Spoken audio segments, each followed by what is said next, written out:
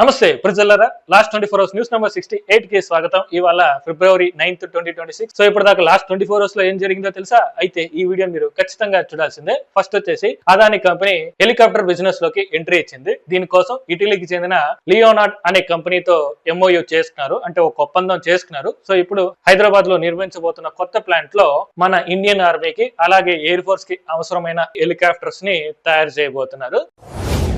Next kung fu నేర్చుకుంటున్న robots. ఇంతకు ముందు మనం డాన్సులు చేసిన రోబోట్స్ ని చూసాం, ఇప్పుడు కుంఫు చేస్తున్న రోబోట్స్ ని చూస్తున్నాం. సో వీటిని చైనాకి చెందిన అగ్గి బోట్ అనే కంపెనీ తయారు చేసింది. ఇవి ఎక్స్పెన్సివ్ ఐరన్ హ్యూమనైడ్ రోబోట్స్ అన్నమాట. ప్రస్తుతానికి చైనాలోని షావోలిన్ టెంపుల్ లో కుంఫు నేర్చుకుంటున్నాయి.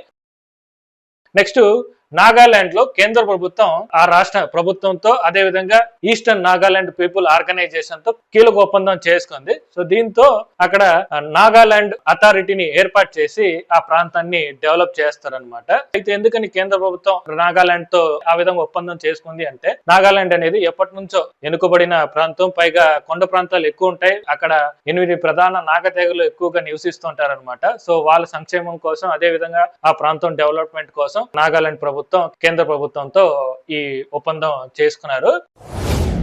నెక్స్ట్ మన దేశానికి అత్యంత కీలకమైన ప్రాంతం ఏదైనా ఉంది అంటే అది సిలికోడి కారిడార్. దీన్నే చికెన్ నెక్ అని కూడా పిలుస్తారు. ఇక్కడ నుంచే ఈశాన్య రాష్ట్రాలకు వెళ్ళటానికి ఏకైక మార్గం అనమాట. సో ఇప్పుడు అక్కడ అండర్ గ్రౌండ్ ట్రాక్స్ ని నిర్మించబోతున్నారు. వెస్ట్ బెంగాల్ లోని టిన్ మిల్ హాట్ నుంచి రంగపాని వరకు అండర్ గ్రౌండ్ టన్నల్స్ ను సుమారు 24 మీటర్స్ లోపల ఈ ట్రాక్స్ ని నిర్మించాలనేసి కేంద్ర ప్రభుత్వం నిర్ణయించింది. ఎందుకంటే ఈ ప్రాంతం మీద అలాగే ఈశాన్య రాష్ట్రాల మీద బంగ్లాదేశ్ కన్నుపడటం, దాంతో చైనా నుంచి అరుణాచల్ ప్రదేశ్ లో బార్డర్ ఇష్యూస్ ఉండటం వల్ల ఎప్పటికైనా ప్రమాదం అని ముందు జాగ్రత్తగా అండర్ గ్రౌండ్ ట్రాక్స్ ని నిర్మించాలనేసి డిసైడ్ అయ్యారనమాట. అదే పైన కూడా నిర్మించవచ్చు, కాకపోతే ఎక్కువ డ్యామేజ్ జరిగే అవకాశం ఉంటుంది. అదే అండర్ గ్రౌండ్ లో అయితే డ్యామేజ్ చాలా తక్కువ ఉంటుందనే ఉద్దేశంతో, ముఖ్యంగా విపత్తు సాయంలో అక్కడ ఈశాన్య రాష్ట్రాల్లో సహాయం చేయడానికి, ఆర్మీ వేగంగా వెళ్ళటానికి ఈ టనల్స్ బాగా సహాయపడుతుందని కేంద్రం తెలియజేసింది. 2029 కంతా కంప్లీట్ చేయాలని టార్గెట్ పెట్టుకున్నారు. మరి ఆ లోపు కంప్లీట్ చేస్తారా లేదా అనేది చూడాలి.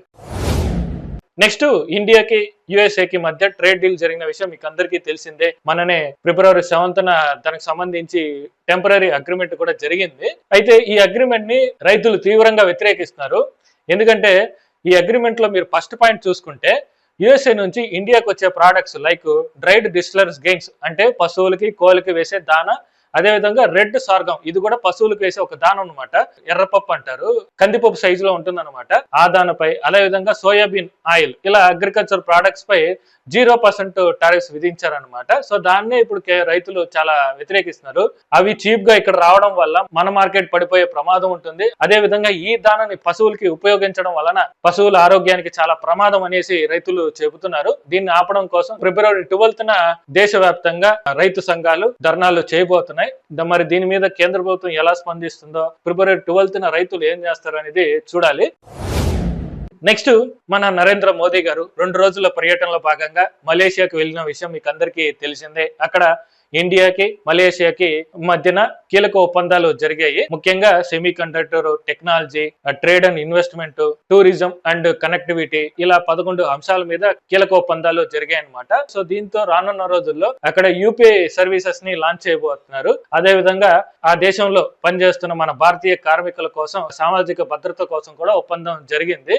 దాంతో పాటు తమిళ భాషని ప్రోత్సహించడానికి, ప్లస్ మన సంస్కృతిని ప్రచారించడానికి తిరువల్లువార్ సెంటర్ ని ఏర్పాటు చేయడం కోసం ఒప్పందం కూడా జరిగింది. సో ఇలా ఇండియాకి మలేషియాకి మధ్య ఒప్పందాలు జరిగాయి.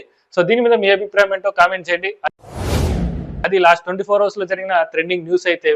హోప్ మీకు వీడియో నచ్చిందని అనుకున్నా. నచ్చితే ఒక లైక్ చేయండి. ఇలాంటి అప్డేట్స్ కోసం పగడాల జంక్షన్ ఛానల్ సబ్స్క్రైబ్ చేసుకోండి. మరో కొత్త వీడియోతో మళ్ళీ కలుద్దాం.